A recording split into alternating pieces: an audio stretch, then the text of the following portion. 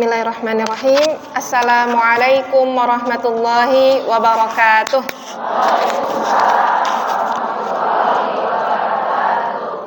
Masya Allah, semangat sekali ibu-ibu di Babelan ya, luar biasa. Alhamdulillah, innal hamdalillah, sesungguhnya segala puji hanya bagi Allah. Nahmaduhu wa nasta'inuhu wa nastaghfiruh. Kita memujinya, kita meminta pertolongan hanya kepadanya, dan kita meminta ampunan hanya kepada Allah. Wa na'udzu billahi min sururi anfusina. Kita sama-sama berlindung kepada Allah atas keburukan yang kita lakukan. Wa min sayyiati a'malina may yahdihillahu fala mudhillalah. Barang siapa yang diberi hidayah oleh Allah, maka tidak akan ada yang bisa menyesatkannya. Wa may yudlilhu fala hadiyalah. Dan siapa yang disesatkan oleh Allah, tidak akan ada yang bisa memberinya hidayah. Asyhadu an la ilaha illallah wa asyhadu anna Muhammadan abduhu wa rasuluh la nabiyya ba'dah. Salawat serta salam semoga selalu tercurah limpah kepada Nabi kita, Nabi Muhammad sallallahu alaihi wasallam, yang betapa ingin kita diakui sebagai umat beliau. Waktu kemarin saya Allah izinkan haji 2024 kemarin. Sepulang haji kita ke Madinah. Di Madinah ada sebuah museum. Museumnya ini kayak semacam diorama gitu ya. Jadi kita memasuki ruangan-ruangan dari sejak diciptakan manusia sampai akhir hayatnya. Bahkan ruangan kehidupan setelah kematian juga. Gak kebayang kan kayak gimana? Mudah-mudahan yang hadir di sini yang dengar cerita saya bisa datang sana ngelihat langsung dan merasakan langsung. Kenapa saya ceritain ini? Ada sebuah ruangan yang bikin saya benar-benar merinding dan merasakan betapa saya butuh syafaat Rasul. Saya sangat butuh pertolongan pada saat hari gak ada pertolongan. Dan yang bisa memberikan syafaat pada hari itu hanya yang diizinkan oleh Allah. Dan Rasulullah salah satu yang menyimpan doa mustajabnya Nabi. Doa mustajab Nabi dan Rasul, kalau Nabi dan Rasul yang lain sudah mengucapkan doanya saat mereka masih hidup ya. Kalau Rasul nahan doanya untuk di yaumil akhir kelak, untuk mendoakan bagi siapa? Bagi kita, insyaallah umatnya. Yang mudah-mudahan bukan cuma ngaku aja ya. Bukan cuma ngaku-ngaku umatnya, tapi beneran diakui sama Rasulullah sebagai umatnya. Kan sedih banget kalau misalkan ketemu Rasul, ya Rasul, saya umatmu. Saya butuh syafaatmu sekarang, saya sangat-sangat butuh pertolongan ya Rasul. Kata Rasul, kamu siapa? Saya nggak kenal kamu. Sedih nggak kira-kira digituin? Sedih banget. Teman saya cerita, dia baru mimpi ketemu Rasul, ngelihat Rasul dari jauh.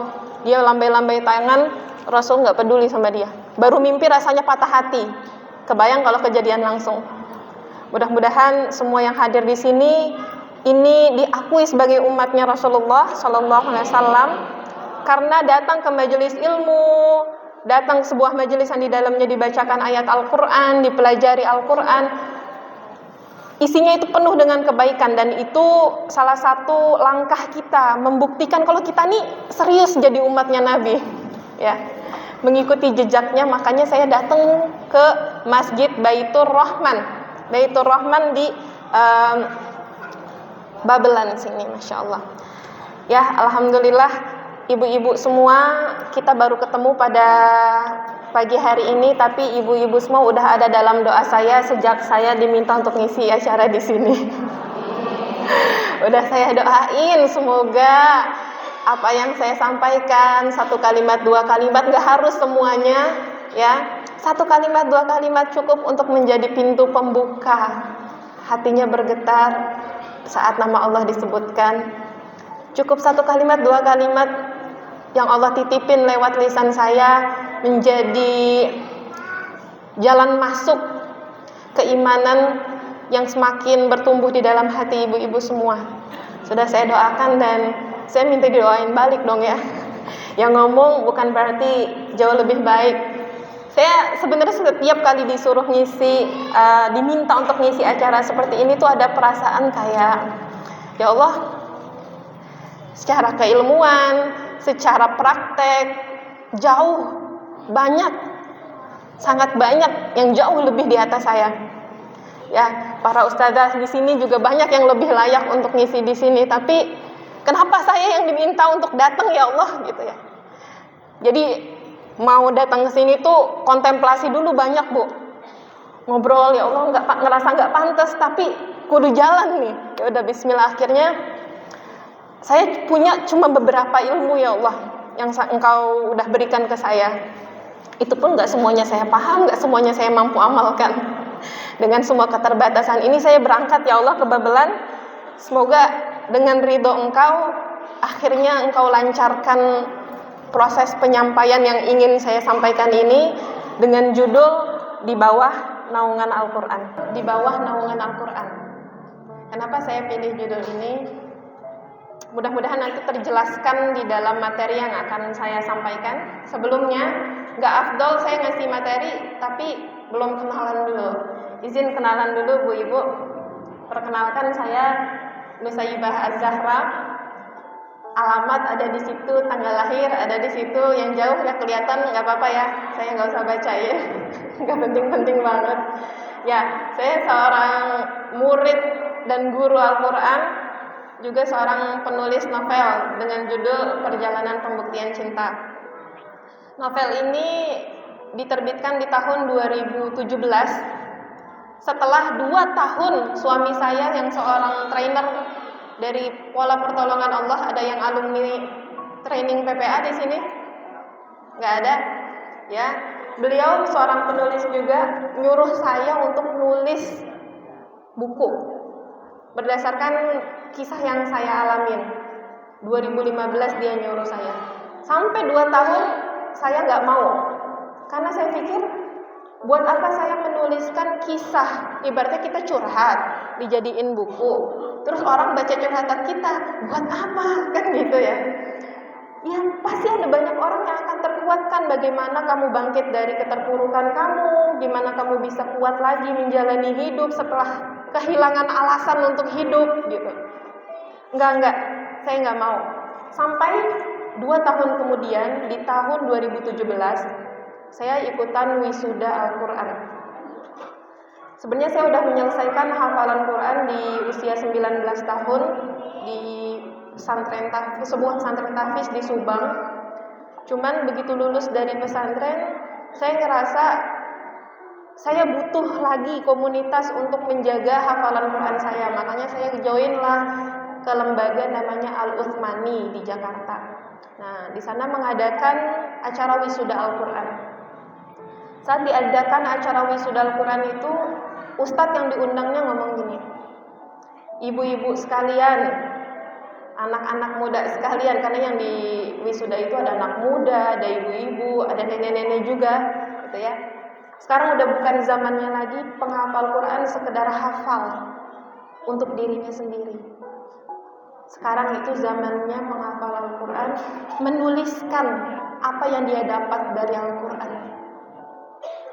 Tuliskan getaran apa yang Al-Quran sampaikan kepada dirimu sebagai seorang penghafal Quran menjadi sebuah tulisan. Tuliskan bagaimana Al-Quran merubah hidupmu, sampaikan kepada sebanyak mungkin orang. Kalau ada orang yang akhirnya jadi jatuh cinta sama Al-Quran lewat perantara tulisan kamu, maka pahalanya akan terus mengalir bahkan saat kamu sudah dikubur. Pada saat itulah akhirnya saya setelah 2 tahun disuruh gak jalan-jalan, saya akhirnya nulis. Malah nurutnya sama ustadz, bukan sama suami ya. Oh enggak gitu, karena waktu pas sama suami dibilangnya suruh menuliskan kisah hidup aja. Tapi di 2 tahun kemudian itu ustadz itu menyampaikan sebuah hal yang bikin saya langsung kayak tek gitu ya. Oh iya, ternyata menulis bisa dijadikan salah satu sarana untuk dakwah Quran. Kalau itu saya mau. Kalau cuma sekedar curhat, saya nggak mau. Tapi saya punya sebuah pengalaman bagaimana seperti terjadi komunikasi dua arah pada saat saya berinteraksi sama Al-Quran. Bagaimana seolah Al-Quran itu berbicara sama saya. Bukan Al-Quran yang ngomong ya Bu ya. Tapi terjadi sebuah interaksi yang kalau diceritain saya berulang kali akan langsung gemeteran gitu. Nah makanya saya ceritakan di dalam novel itu. Ada yang udah baca bukunya? Waduh, novelnya belum sampai ke babelan ternyata ya. Abis ini wajib dicari ya novelnya. Karena di dalam novel itu 2017, 2022 jadi film pendek. Banyak yang marah saat film itu tayang. Tahu nggak kenapa marah? Namanya film pendek, cuma 30 menit, nanggung. Belum tahu juga kapan lanjutannya. Jadi mereka marah karena filmnya cuma sebentar. Nah di 2024 alhamdulillah tayang jadi film The Movie, ditayangkan di bioskop. Nah ini pernah nonton? Nggak tahu juga. Ya Allah. Aduh ya nggak apa-apa, nggak penting kok, nggak penting ya. Tapi kalau mau untuk mendapatkan sebuah alasan untuk bisa merasakan ruh Al-Quran boleh lah ya. Tapi memang kalau di dalam filmnya tidak terlalu terlihat bagaimana sebenarnya perjalanan pembuktian cinta yang dimaksud di sini. Ini kenapa cintanya merah? Cinta itu cinta antara seorang hamba kepada Tuhannya, Tuhan kepada hambanya. Ikrar cinta seorang hamba terhadap Al-Quran yang sudah dititipkan sama Allah kepada dia, sebenarnya itu ya. Walaupun ya ada juga pembuktian cinta suami saya ke saya, ada ya. Seru lah pokoknya, sedih banget orang-orang babelan belum pada nonton ya. Belum pada baca. Yang udah nonton coba. Oh ada 1, 2, 3, 4. Oh ada yang segini, ada yang segini. Kalau segini nggak kelihatan ya. Oh ada, alhamdulillah. Semoga bermanfaat ya. Jadi kalau ditanya Bu, gimana bisa kisah hidup ditulisin jadi novel, jadi film? Saya jawab, saya nggak tahu. Semuanya murni kuasa Allah. Pada saat saya menuliskan, saya benar-benar berikrar gitu, ya Allah, saya tuliskan ini untuk dakwah Al-Quran. Saya tuliskan ini dalam rangka mengajak orang untuk kembali kepadamu. Saya tuliskan ini untuk itu. Dan itu yang terjadi. Setiap kali niatnya mulai melenceng, Bu Ibu, saya mandek, gak bisa nulis. Padahal kejadiannya ada. Kan cuma nulisin kejadian aja ya. Tapi mandek gitu, gak bisa nulis. Akhirnya saya sholat, saya baca Al-Quran, saya hubungkan lagi hati saya sama Allah, baru saya bisa lancar nulis lagi. Sampai saat novelnya di launching di hadapan 1.000 orang di Jogja, di gathering nasional PPA, international gathering PPA di Yogyakarta, 1.000 orang saat itu, langsung habis bukunya di cetakan pertama. Setelah turun dari panggung, setelah launching, di belakang panggung saya nangis lagi Bu. Kalau bukan karena Engkau, kalau bukan karena dakwah Al-Quran, saya nggak akan tuliskan ini ya Allah. Sekarang bukunya sudah di launching, sudah sampai ke tangan pembaca. Selanjutnya kisah ini, bahkan dari awal kisah ini milik Engkau. Mau Engkau bawa kemana kisah ini? Dibaca sama siapa? Dapat respon apa? Aku serahkan padamu ya Allah. Nah, ternyata gak berapa lama dari setelah launching saya dapat banyak feedback, testimoni dari novel. Ada yang bilang gini, Mbak terima kasih sudah menuliskan ini. Sekarang saya ngerti jawaban dari 13 tahun rumah tangga saya. Mbak terima kasih sudah menuliskan ini. Saya kembali punya alasan untuk hidup lagi. Jadi ternyata banyak orang yang punya permasalahan tapi diem Bu, kelihatannya kayak orang gak punya masalah aja, tapi ternyata dia hampir tenggelam. Nah tugas kita sebagai seorang muslim, peduli sama saudaranya, kita selamatkan dengan cara apapun. Ternyata dengan cara menulis itu bisa jadi salah satu solusi untuk bisa menyelamatkan orang yang hampir tenggelam. Dan pastinya niatan awal dari menulis itu sendiri ya Bu ya. Oke, sekarang sekian ya perkenalannya. Kita langsung masuk ke materi. Ibu-ibu, pernah nggak ngerasain bosan? Pernah? Dijawab dong yang semangat. Pernah? Ada yang sekarang lagi ngerasa bosan? Oh ada, saya gitu ya. Ada lagi. Kenapa saya tanyakan ini? Karena ini satu hal yang penting ya Bu ya. Siapa sih di dunia ini yang gak pernah merasakan yang namanya rasa bosan? Kehilangan makna dalam hidup, gak ngerasa perlu ngaji, gak ngerasa perlu datang ke kajian juga terpaksa karena di list sama gurunya. Waduh, ketawa, jangan-jangan benar. Ya, terus semangat sih, tapi naik turun. Banyaknya turunnya lagi. Kayaknya mau bangkit lagi susah banget. Atau dalam kondisi hidup, tapi nggak sadar lagi hidup. Ya udah gitu aja, bangun tidur, aku terus mandi, ngurusin rumah tangga, ngurusin anak, berangkat ke pasar, masak, sholat, tidur lagi, begitu aja terus. Nah, itu bisa jadi salah satu rutinitas yang kita jalanin udah otomatis Bu, udah nggak pakai kesadaran lagi. Ya. Atau ngerasa nggak relate sama kehidupan. Pertanyaan ini berkaitan terutama tentang di bawah naungan Al-Quran. Baru mau bahas Al-Quran aja rasanya kayak yang ngaji sih ngaji. Ada yang sehari ngaji 1 juz ada. Pada tawadu semua ya, ada mana? Oh ada. Ngaji 1 juz nih, tapi kok kayaknya Quran gak ada efek apa-apa ke saya ya. Ada yang ngerasain gitu? Kayak ngaji dengan kehidupan adalah dua hal yang terpisah. Saya ngaji sih, tapi ngomelnya masih. Saya ngaji sih, tapi gibahnya masih jalan.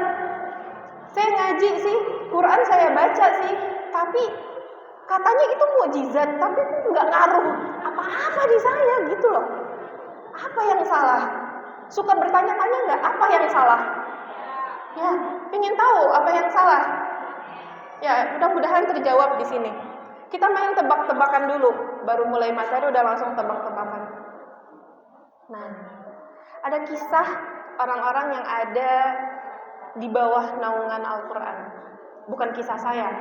Kalau saya orang yang berusaha jatuh bangun ada di bawah naungan Al-Quran. Kalau ini orang-orang yang begitu tersentuh dengan Al-Quran, dia langsung mengalami satu perubahan dahsyat dalam hidupnya, gak pakai lama. Ya, pertanyaan pertama, siapakah dia? Dengerin ya. Ini kesaksian dari Ibnu Mas'ud. Ibnu Mas'ud berkata, Ibnu Mas'ud ini salah seorang sahabat Nabi ahlul Quran ya. Beliau mengatakan, masuk Islamnya orang ini adalah kemenangan. Hijrahnya adalah pertolongan dan kepemimpinannya adalah rahmat. Udah bisa ditebak siapa orangnya? Kita lanjutin. Itu barusan ada di hadis riwayat Tabrani. Yang kedua, Imam Az-Zahabi menyebutkan dia adalah sosok pemimpin yang paling tegas dalam menegakkan agama Islam.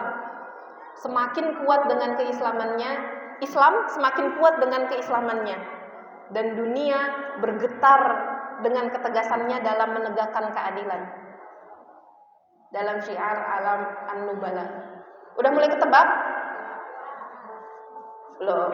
Yang ketiga, Ali bin Abi Thalib radhiyallahu anhu berkata, tidak ada seorang pun setelah Nabi SAW yang aku lihat lebih mulia dan lebih sempurna daripada dia. Hadis riwayat Ibnu Abi Syaibah. Sebenarnya aslinya di hadisnya ada namanya, tapi saya tutupin dulu, kan kita lagi tebak-tebakan ya. Oke.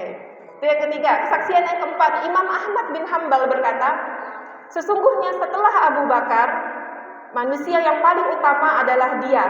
tidak ada yang mampu menyamai kebijaksanaannya dan ketegasannya. Mulai ketebak siapa? Jawab bareng-bareng, 1, 2, 3. Umar bin Khattab. Betul, pintar semua, Masya Allah. Lanjut, ini yang berikutnya.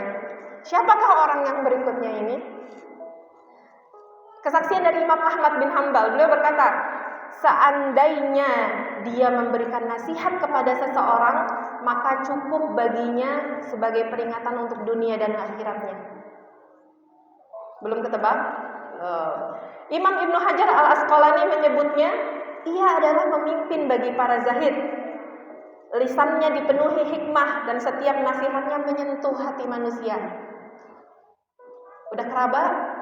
Belum. Yang ketiga, Imam Az-Zahabi berkata, dia dahulu adalah seorang perampok yang ditakuti. Udah mulai ketebak? Namun setelah dia bertaubat, dia menjadi sosok yang lebih ditakuti oleh para ulama karena kejujurannya dan ketakwaannya. Ada yang udah mulai mau nembak? Belum. Yang keempat, Abdullah bin Mubarak berkata tentangnya, aku tidak pernah melihat seseorang yang lebih takut kepada Allah daripada dia. Dia seperti seseorang yang selalu memikirkan kematian dan berdiri di antara dua pintu surga dan pintu neraka. Ketebak siapa orangnya? Ada yang mau nebak? Angkat tangannya. Ali bin Abi Thalib? Bukan. Bukan. Bukan. Ada lagi? Bukan. Abi Hamzah? Bukan. Hamzah perampok dulunya? Bukan. Ya. Oke, penasaran? Oke, kita lanjutkan ke slide yang berikutnya. Nah, itulah yang pertama, Umar bin Khattab. Yang kedua adalah namanya Fudail bin Iyad. Fudail bin Iyad ini adalah seorang tabi'in. Ya, coba kita lihat Umar bin Khattab ini hidup lahir di tahun 584 Masehi dan meninggal di tahun 644 Masehi. Kalau sekarang berapa Masehi, Bu? 2025. Berapa tahun yang lalu? 1400 sekian tahun yang lalu. Nah, kalau Fudail bin Iyad lahir tahun 725 dan wafat tahun 803 Masehi. Yang di bawah, nanti saya punya cerita tentang yang di bawah, tapi saya mau ceritain dulu yang di atas tadi. Kenapa saya bilang mereka ini orang-orang yang berada di bawah naungan Al-Quran? Tahu kisah masuk Islamnya Umar bin Khattab? Tahu bagaimana kerasnya beliau sama ajaran Islam pada saat Islam pertama kali tersebar di Mekah? Apalagi pada saat Umar bin Khattab tahu adiknya namanya Fatimah masuk Islam. Umar marah, dalam kondisi marah datang ke rumah adiknya sambil marah gitu ya. Pada saat dia mau masuk ke rumah, ternyata Fatimah lagi belajar Quran sama gurunya. Dan ayat yang dibacanya pada saat itu adalah surah Toha ayat 1 sampai 20. Ada yang mau ke depan bantu saya baca artinya? Ada? Boleh sini maju ke depan. Yang bawa Quran terjemah, baca surat terjemah dari surat Toha. Cukup ayat 1 sampai 5-nya aja. Ini yang bagian depan mungkin boleh? Saya jadi nyuruh-nyuruh, gak apa-apa ya. Kenapa saya minta begini? Coba dengarkan. Umar bin Khattab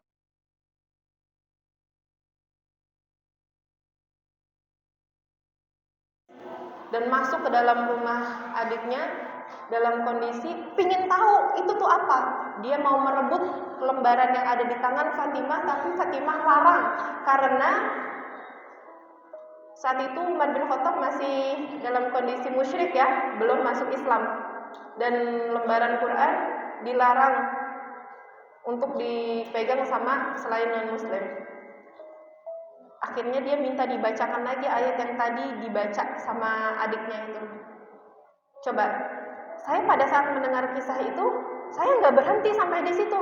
Emang apa arti dari surat Toha ayat 1 sampai 20 sampai mampu mengubah seorang yang sangat keras hatinya sampai berubah seperti itu. Setelah itu kan masuk Islam kan. Umar mendatangi Rasulullah sambil membawa pedang yang masih terhunus, lupa disarungin lagi, Bu. Saking bergetarnya sama ayat Al-Quran. Datangi Rasulullah dalam kondisi masih pedang terhunus. Mau ngapain? Bukan mau ngebunuh, mau ngapain? Masuk Islam. Dengan ayat 1-20 surah Toha. Lalu kita saat Quran surah Toha dibacakan, kita gimana? Apaan sih? Ngerti bahasa Arab nggak, Bu? Ada yang bisa bahasa Arab di sini? Harus belajar. Habis ini belajar. Belajar dalam rangka apa?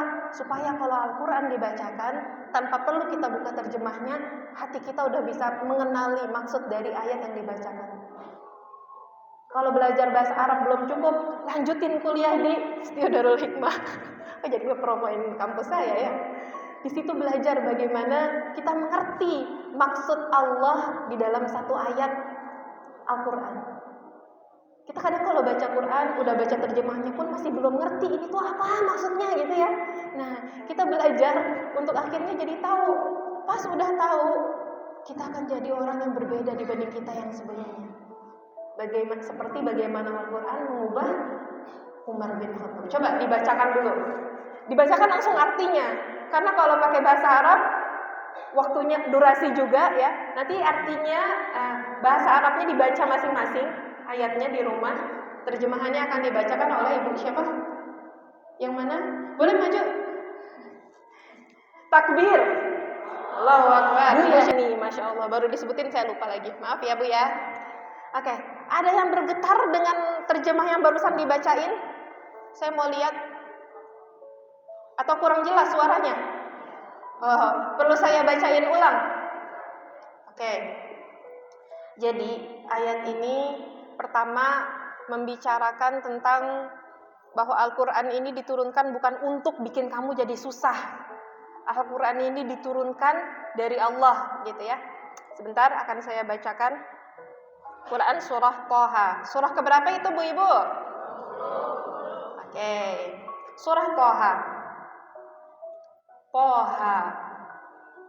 Kami tidak menurunkan Al-Quran ini kepadamu agar engkau menjadi susah, melainkan sebagai peringatan bagi orang yang takut kepada Allah. Diturunkan dari Allah yang menciptakan bumi dan langit yang tinggi, yaitu yang maha pengasih yang bersemayam di atas arsy. Ada yang bergetar hatinya? Ayat ini mampu membuat orang yang tadinya sedemikian keras menjadi lembut. Kalau kita mendengarkan ini sambil memasang hati, gitu ya, pasti ada getaran yang menelusup untuk kita akhirnya penasaran, minimal penasaran lah. Kenapa Allah turunin Al-Quran kalau kayak gitu? Bukan dengan tujuan bikin kita susah. Emang sih gak bikin susah, tapi kalau misalkan saya baca tapi saya gak punya getaran sama sekali, besoknya harus baca lagi sampai hatam, itu nyusahin gak Bu? Kadang-kadang di tengah semua kesibukan kita, kalau kita gak ngerti kenapa kita harus baca Quran, akhirnya kita kehilangan makna dan gak merasa perlu. Padahal cukup dengan satu ayat aja bisa mengubah seorang Fudail bin Iyad yang sebelumnya adalah seorang perampok. Mau dengar ceritanya Bu? Mau dengar ceritanya? Oke, tadi kisah tentang Umar, sekarang kisah tentang Fudail bin Iyad. Fudail bin Iyad ini dulu terkenal sebagai seorang perampok. Kalau perampok tuh ngapain Bu? Maling, ngambil harta orang. Suatu hari dia lagi di posisi mau manjat pagar rumah orang, mau ngerampok. Tiba-tiba dia mendengar satu ayat Al-Quran dibacakan. Surah, ada yang tahu? Al-Hadid, ayat ke-11. Kalau nggak salah 11 atau 16. Yang intinya, Al-Hadid apa bukan? Iya, Al-Hadid. Alam ya'ni lilladina amanu an takhsha'a qulubuhum li dzikrillahi wa ma nazala minal haqq. Ayat 16.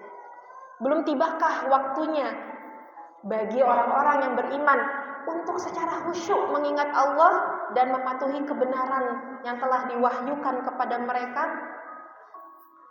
Fudail saat itu dia seorang perampok. Sifat yang kelakuan yang dilakukannya benar apa enggak, Bu? Merampok itu satu hal yang salah atau benar? Dia lagi melakukan kemaksiatan, dosa besar. Dia dengar ayat, tapi ayat itu mampu bikin dia berhenti dari melakukan perampokannya dan dia berpikir tentang ayat yang dia dengar itu. Apakah belum tiba waktunya bagi orang yang beriman untuk dia secara khusyuk mengingat Allah dan apa yang telah diturunkan kepadanya dengan benar? Kalau orang punya akal, akalnya itu harus dipakai. Saat kita mendengar ayat Allah, kita jangan mikir ini ayat emang diturunin buat orang zaman dulu. Kalau gitu apa bedanya kita sama orang yang gak percaya sama Al-Quran dan berkata, ya itu kan dongeng-dongeng orang terdahulu. Berarti kita termasuk jadi salah satunya yang berkata seperti itu secara tidak langsung. Maka yang bikin kita beda sama orang-orang yang menganggap ini dongeng terdahulu, pada saat kita dengar ayat Al-Quran, Bu, kita dengarkan dengan spesifik, kita dengerin, terus kita cari tahu ini maknanya apa ya. Kita ini udah terlalu sibuk sama berbagai macam hal di sekitar kita sampai lupa untuk diam sejenak, khusyuk, memikirkan ayat Allah. Masa mau kalah sama perampok? Dalam perjalanan dia mau tobat, dia mau mulai mengingat Allah, coba lebih niat jalan, ketemu sama orang. Orang itu langsung ngomong apa begitu ketemu Fudail? Fudail, jangan rampok saya, jangan rampok saya. Makinlah dia hatinya makin kayak nyas gitu. Ternyata saya memang sudah dikenal seburuk itu. Orang ketemu saya, padahal di dalam hati niat pengen tobat, tapi orang ngira dia mau ngerampok. Disitulah dia makin akhirnya memutuskan tobatan nasuha. Dan di akhir hidupnya, setelah itu beliau benar-benar menjadi seorang yang haus akan ilmu, takut sama Allah. Ya tadi kesaksian-kesaksian yang sebelumnya disampaikan sama orang-orang tadi. Aku tidak pernah, kata Abdullah bin Mubarak, tidak pernah melihat seseorang yang lebih takut kepada Allah dibanding dia. Ia seperti seseorang yang selalu memikirkan kematian dan berdiri di antara dua pintu surga dan neraka. Coba Bu, ya. Ini kan tadi saya kisahkan tentang Umar, tentang Fudail. Sekarang coba kita ngaca ke diri kita masing-masing. Saat ada ayat Al-Quran dibacakan, sudahkah kita merasa itu Allah lagi ngomong sama kita? Bukan buat siapa-siapa. Kenapa Al-Quran ini disebut mukjizat, Bu? Karena 1400 tahun masih terjaga sampai sekarang. Kalau bukan Allah yang jagain, gak mungkin sampai setiap huruf, setiap katanya sempurna persis sama kayak sebelumnya. Dan tidak lain itu semua untuk apa? Untuk kita, Bu. Nabi Ibrahim alaihi salam, dia satu-satunya yang beriman pada saat seluruh kaumnya gak ada satupun yang beriman. Belum mencari Allah dan meyakini bahwa gak mungkin matahari, bulan, bintang diciptakan sama patung yang gak bisa ngapa-ngapain. Akhirnya dia mencari petunjuk ke sana sini dengan melihat ayat-ayat Allah yang ada di muka bumi. Makanya salah satu doa Nabi Ibrahim adalah beliau mendoakan agar ini diabadikan sama Allah di dalam surah Al-Baqarah awal. Rabbana wab'ats fihim rasulan minhum yatlu 'alaihim ayatihi wa yuzakkihim wa yu'allimuhumul kitaba wal hikmah. Nah, ya Allah, ya Tuhan kami, utuslah bagi generasi setelahku nanti seorang rasul yang akan membacakan ayat-ayat kami yang akan membacakan ayat-ayatmu kepada mereka. Yang dengan itu engkau menyucikan mereka. Jadi syaratnya Al-Qur'annya dibaca, dipahami dan dipelajari ya, Bu. Maka nanti akan terjadi barulah efek mukjizat itu. Doa itu dikabulkan berapa ribu tahun kemudian dengan turunnya Al-Qur'an.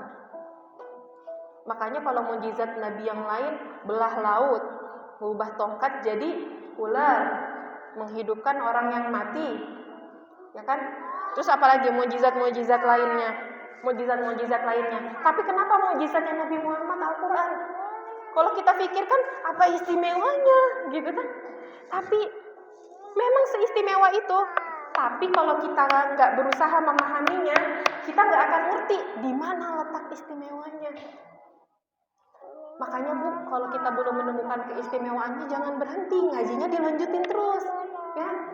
Memang butuh waktu yang lama sampai akhirnya kita bisa menjadi orang-orang yang terpengaruh dengan Al-Quran itu. Oke, kita lanjutkan lagi tentang siapa ini Muhammad Abduh. Ini kalau dilihat dari tahunnya ya Bu ya, beliau lahir tahun 1849, meninggal tahun 1905. Jaraknya nggak terlalu jauh sama kita ya.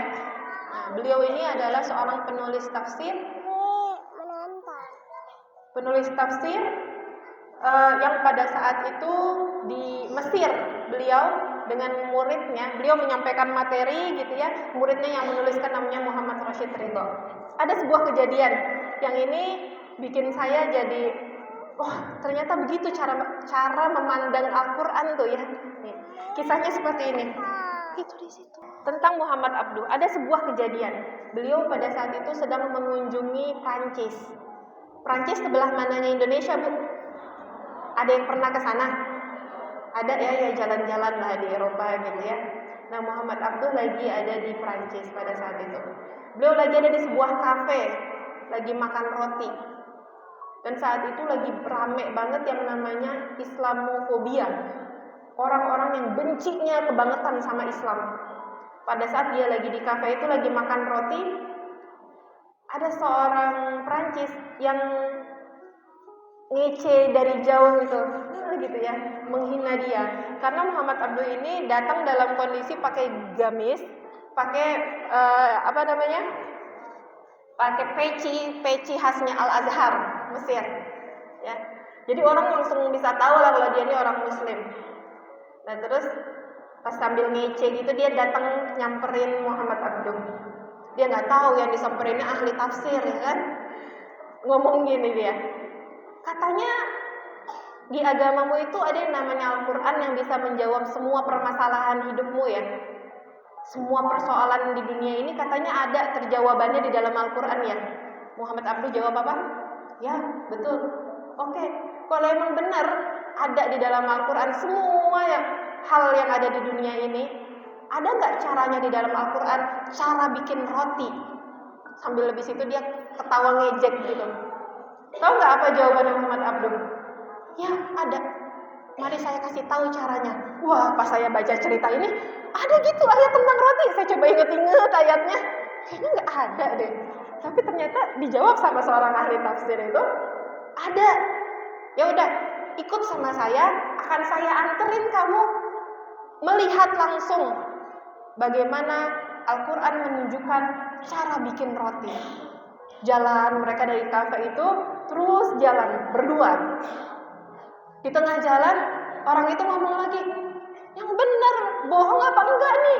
Katanya mau ditunjukin ayat Al-Quran yang ada cara bikin roti. Kok kita malah jalan sih? Tapi mereka terus jalan lagi. Udah, kamu pengen tahu nggak? Ayo jalan. Ternyata mereka berhenti di depan pabrik roti. Setelah berhenti di depan pabrik roti, Muhammad Abduh nyamperin kokinya, tukang bikin rotinya. Terus Muhammad Abduh bertanya, bagaimana caranya bikin roti? Dijelasin sama tukang rotinya cara bikin rotinya. Si orang yang tadi bertanya ini udah sebel banget. Ini mah yang jawab tukang roti, bukan Al-Quran. Kamu menipu saya. Berarti omongan bahwa Al-Quran itu solusi bagi semua permasalahan hidup nggak benar. Ini kamu lagi menipu saya. Dijawab dengan tenang sama Muhammad Abduh. Beliau bilang apa? Justru Al-Quran lah dan isi dari Al-Quran itu yang membuat kamu dan aku bertekad berjalan menuju ke tempat roti, lalu bertanya sama tukang bikin roti gimana cara bikin roti. Kalau bukan karena ditunjukin sama Al-Quran, kita gak akan berjalan dan gak akan tahu caranya. Tapi kan bukan gitu, ayat langsung tentang cara bikin rotinya. Ya memang bukan, tapi ada ayat yang menyuruh saya berjalan untuk mencari tahu sesuatu yang saya nggak tahu. Emang apa ayatnya? Tahu ayatnya, Bu? Fas'alu ahla dzikri in kuntum la ta'lamun. Bertanyalah kepada orang yang mengetahui jika engkau tidak mengetahui. Benar nggak, Bu? Benar banget, cerdas ya, Bu ya. Di situ saya langsung, wah, masya Allah. Begitu ternyata cara nyikapin Quran, Bu. Kita kalau dengar ayat, kita tuh mikirnya pakai kotak. Ini turun pada saat itu untuk konteks seperti ini. Berarti hanya tertutup untuk itu saja, begitu saja. Dan tidak ada hubungannya sama hidup saya, nggak ada hubungannya sama urusan saya. Nggak kayak gitu, Bu. Ya, Al-Quran kalau kita pahami saripatinya, inti-intinya, pelajarannya, dan Allah bukakan, Allah berikan kita hidayah untuk memahaminya, itu, Bu, kesuksesan dunia akhirat di tangan kita, Bu. Bukti lainnya apa? Al-Quran sebelum diturunkan, Madinah itu adalah kota yang terbelakang, boro-boro terkenal, begitu aja pokoknya, mah. Sering terjadi perang antar saudara, kaum Aus dengan kaum Khazraj, perang terus. Tapi begitu Al-Quran datang, hanya dalam waktu beberapa tahun Islam berkembang, Madinah jadi keren banget.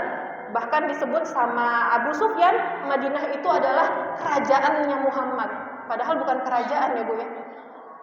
Dibilangnya kerajaan Muhammad yang sangat besar itu adanya di Madinah katanya. Nah, padahal nggak seperti itu. Itu adalah kenabian. Itu adalah efek dari Al-Quran. Bahkan dari Madinah menyebar ke seluruh dunia. Berkembang terus, Islam menyebar kemana-mana. Akhirnya sampai, Bu, di Indonesia. Sampailah ke kita sekarang. Awalnya apa? Al-Quran. Mukjizat bukan kalau kayak gitu? Mukjizat. Saya seorang anak yang dari kecil disuruh ngafalin Quran sama orang tua saya. Dan saya anaknya nurut, Bu. Ya udah, saya ngafalin Quran karena disuruh sama orang tua. Terus sampai akhirnya saya mulai dewasa. Kenapa saya masih sama Quran? Karena saya ngerasa ngafal Quran itu menyenangkan. Makin dewasa lagi, saya mendapatkan banyak hal dari Al-Quran dan selalu merasa tercerahkan, punya dapat banyak inspirasi dari Al-Quran dan lain sebagainya, yang bikin saya nggak bisa lari dari Al-Quran ini. Makanya sampai sekarang, sampai udah punya anak 4, saya masih ada di dunia Al-Quran dan nggak merasa cukup dengan itu. Kenapa? Jawabannya udah naik tingkat, Bu. Bukan lagi karena disuruh sama orang tua. Masa iya 33 tahun semuanya masih karena disuruh orang tua? Biar itu menjadi alasan pertama kita membersamai Al-Quran. Tapi seiring berjalannya waktu, biarkan kita naik kelas ya, Bu ya. Naik kelas. Jadi kalau ditanya lagi, kenapa ngapal Quran? Kenapa belajar Quran? Kenapa ngajarin Quran? Karena saya dapat sesuatu dari Al-Quran. Dan saya penasaran pengen dapetin yang lainnya. Makanya saya masih ada di sini dan berharap sampai akhir hayat ada di sini. Berada di bawah naungan Al-Quran. Gak bisa dijelaskan kecuali bagi orang yang merasakan ada di dalamnya. Ya, Bu, jadi teruskan perjalanannya, tapi jangan pakai cara yang sama untuk mendapatkan hasil yang berbeda. Harus ada yang dirubah sedikit. Apa itu?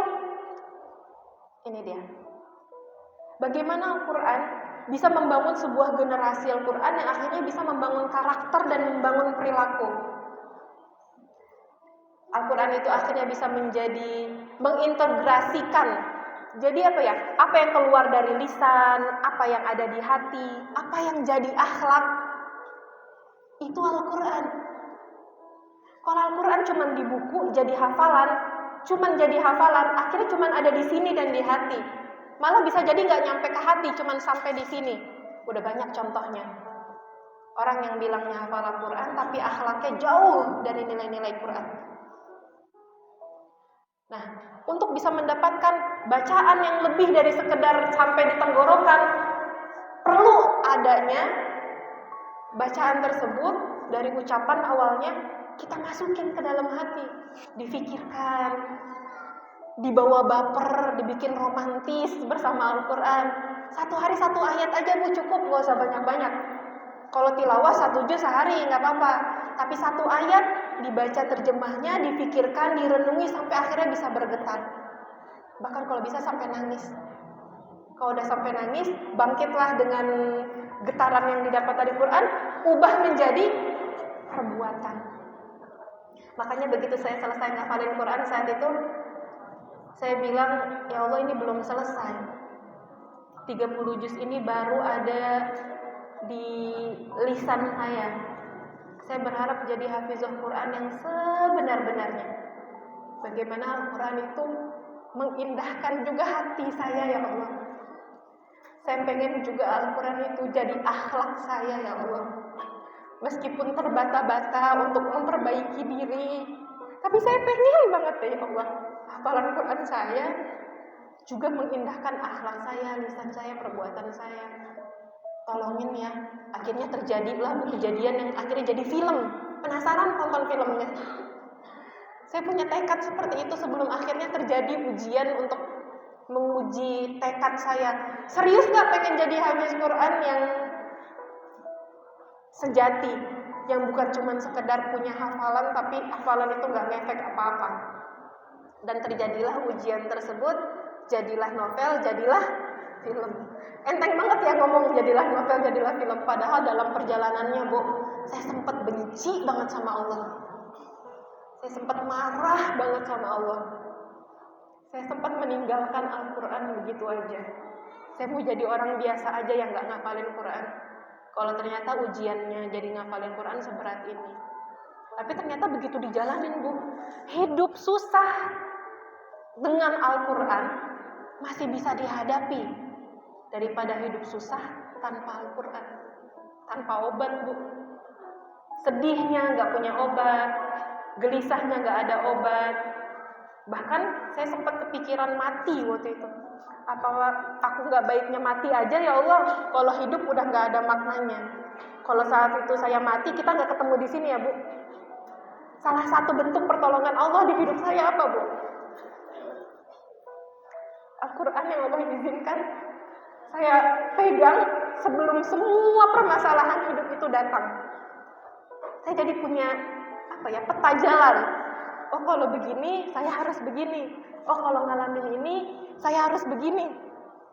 Makanya satu kebersyukuran saya adalah Allah berikan Al-Quran sebelum saya melalui semua perjalanan hidup itu.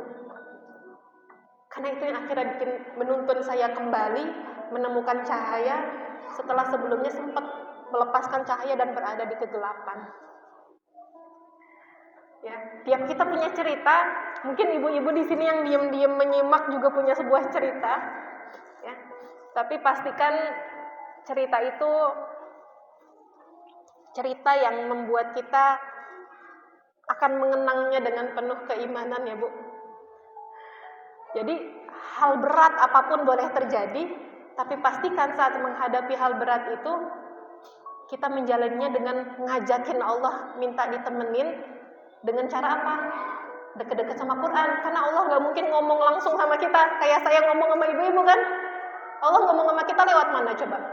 Lewat Al-Quran, Bu. Al-Quran kan kalamullah, ya. Bukan cuma bacaan Quran biasa. Bacaan biasa. Lanjut. Generasi Quran adalah orang yang hidup dan matinya untuk Islam.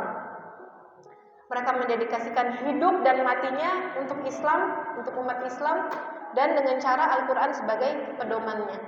Kita tiap hari udah janji sama Allah, Bu, di dalam sholat kita. Ada nggak yang pada saat baca doa iftitah setiap sholat doanya gini? Inna sholati wa nusuki wa mahyaya wa mamati lillahi rabbil alamin. Apa artinya, Bu? Sesungguhnya hidup, inna sholati, sholatku, wa nusuki, ibadahku, hidupku dan matiku untuk siapa? Lillahi rabbil alamin. Ngomongnya begitu, tapi begitu keluar sholat, dia masaknya nggak untuk Allah tuh. Dia berkeluarganya belum untuk Allah tuh. Mandinya belum untuk Allah tuh. Tidurnya belum untuk Allah. Terus gimana? Mulai sekarang, setelah pulang dari kajian ini ya, Bu, ya, niatkan semuanya untuk Allah, bahkan sampai hal yang paling remeh sekalipun. Nyedekahin ke orang yang lagi ngamen, datang ke kajian, senyum sama orang kanan kiri. Coba Bu senyum dulu Bu, kanan kiri Bu, kasih senyum Bu. Nengok ke kanan.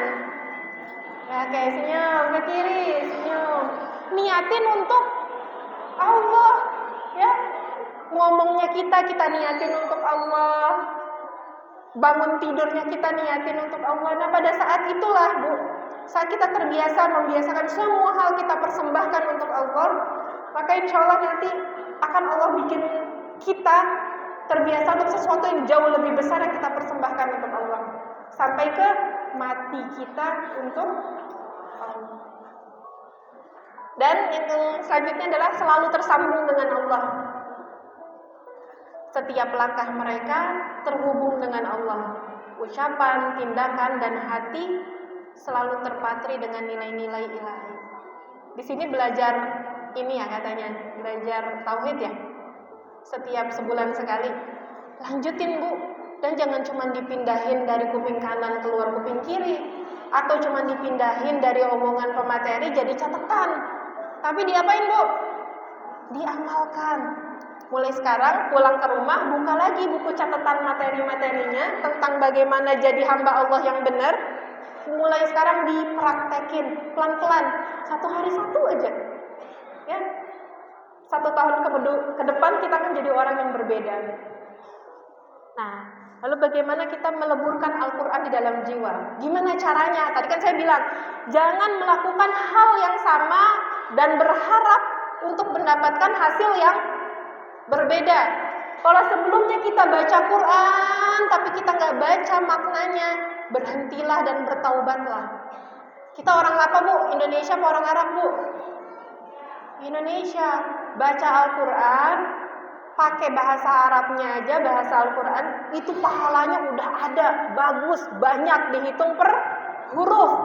Tapi kalau kita nggak ngerti apa yang kita baca, itu sama aja kayak orang mabok yang lagi ngomong, dia nggak ngerti sama apa yang diomonginnya. Walaupun ini beda ya, Quran, walaupun kita nggak paham, ada pahalanya ada. Tapi akan selamanya cuma begitu aja. Nggak akan bisa sampai ke tahapan menjauhkan kita dari perbuatan keji dan mungkar.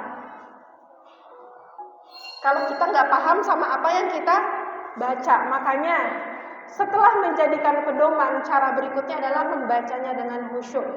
Membacanya dengan khusyuk ini include baca terjemahnya Bu. Ada yang udah pernah khatam baca terjemah Quran? Mulai hari ini tekadkan ya Bu ya. Sekarang tanggal berapa Bu? 2 Februari 2025.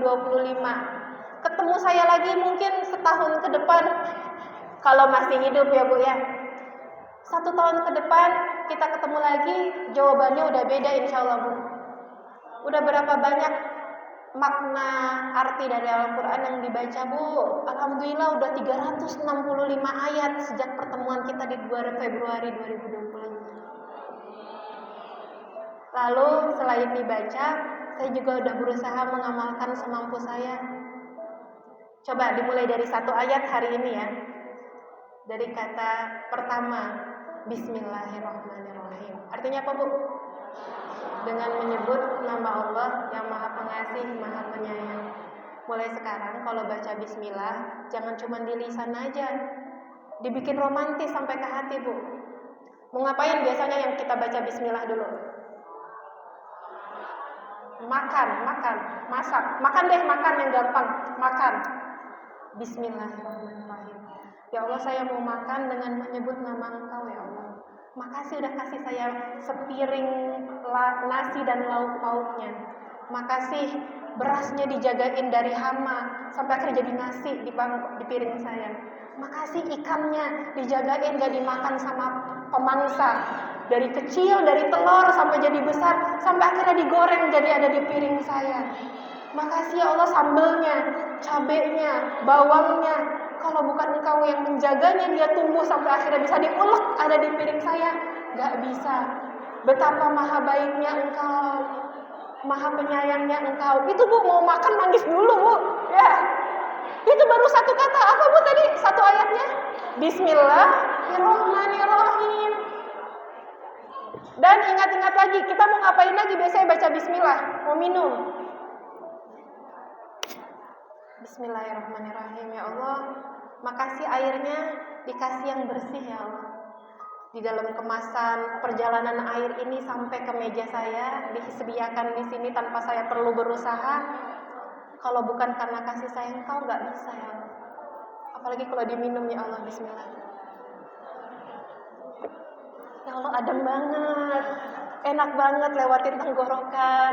Rasanya saya jadi semangat ngomong lagi, masih 2 jam lagi ya Allah. Ya, enggak ya, udah dapat peringatan. Oke, gitu ya Bu, begitu mengamalkan Quran. Belum lagi ayat-ayat yang berikutnya. Insya Allah ketemu saya lagi 1 tahun ke depan, 365 ayat dibaca maknanya dan sudah diamalkan. Siap Bu? Insya Allah, janjinya sama Allah, ditagihnya sama Allah, bukan sama saya. Lanjut ya. Ini udah mau habis Bu. Dari tadi kan kita ngomongin masalah orang terus Bu. Masalah kita apa? Masalah kita apa Bu? Banyak ya Bu. Saya dapat bocoran dari seorang panitia, katanya masalah orang-orang sekitar sini itu anak yang sulit diatur Bu. Bener gak Bu? Terus ada juga permasalahannya iman yang sukanya naik turun. Kadang imannya setengah, kadang imannya seperempat. Udah berasa belanja cabai ya Bu ya, 1 on aja Bu. Atau masalah pernikahan dan kesehatan mental. Pernikahan, kenapa saya taruh obat di situ? Kalau obat itu apa Bu artinya Bu? Ini kita sebut namanya apa Bu? Pil. Pria idaman lain. Masalah Bu, ini bahaya. Ada nggak jawabannya dalam Quran? Ada Bu. Ya. Atau perceraian mungkin. Masalah bukan Bu? Salah. Ada nggak Allah aturkan semua itu jawabannya dalam Quran? Ada. Kenapa kita nggak nemu? Nggak dibaca. Padahal kalau dibaca ada caranya. Karena waktunya terbatas, mohon maaf saya nggak bisa bahas lebih detail. Saya mau cerita kisah 3 musafir juga nggak cukup waktunya. Saya bacain ini aja ya Bu ya. Saripati Al-Quran adalah pelita yang mudah bercahaya. Jika dia menerangi kita, maka beruntunglah kita. Cukuplah gosok batunya atau nyalakan sumbunya. Maksudnya apa? Ayat itu kita baca bolak-balik, kita cari tahu maknanya apa dan berusaha kita amalkan. Maksudnya itu ya. Al-Quran memiliki rahasia yang tidak akan tersingkap kecuali dengan lamanya kebersamaan. Gak bisa instan Bu. Ya, jadi sabar dalam proses membersamai Al-Quran sampai akhirnya nanti Al-Quran akan menggetarkan hati kita. Lagi, kita ini jarang mendapatkan bukti kehebatan Islam, termasuk bukti kehebatan Al-Quran. Bukan karena Islam, bukan karena Al-Quran itu nggak ada hebatnya, bukan. Tapi karena kita yang tidak mengamalkannya di dalam hidup kita, Bu. Ayo istighfar bareng-bareng, Bu. Astagfirullahaladzim. Kajian datang sih, tapi materinya cuma pindah ke dalam catatan. Astagfirullahaladzim. Mulai sekarang amalkan ya Bu. Kita malu jadi muslim bukan karena umat Islam yang jadi problem. Kita sendirilah Bu penyebabnya, karena tidak mau mengamalkan Islam di dalam keseharian. Allah udah aturkan caranya, Nabi kita udah contohkan dengan suri tauladannya yang super sempurna. Kita tinggal ikutin jejaknya. Nah, ini dari saya 1 ayat, 1 aksi mulai dari sekarang. Pulang dari sini kalau ditanya dapat apa tadi habis kajian? Dapat nepok nyamuk. Ya. Sama dapat apa? Saya punya tekad mulai dari hari ini saya akan tadabburi 1 ayat setiap hari dan berusaha untuk mengamalkannya. Tadi dapat udah tadabburin bismillah. Bismillah dipakai makan, kayak begitu caranya. Bismillah dipraktekin dalam saat minum kayak tadi. Tinggal dikreasikan. Bismillah dipraktekkan pada saat mau tidur, mau mandi, mau ngurus anak, mau masak, mau ngantar anak ke sekolah, mau ngajar, mau apalagi yang lain-lain bisa dipraktekin ya Bu. Doa saya selalu buat ibu-ibu semua. Semoga ya itu tadi ya, 1 kalimat, 2 kalimat dari yang saya sampaikan ada kebaikan yang bisa diambil. Kalau ada, sempurna itu dari Allah, Bu, cuman lewat lisan saya.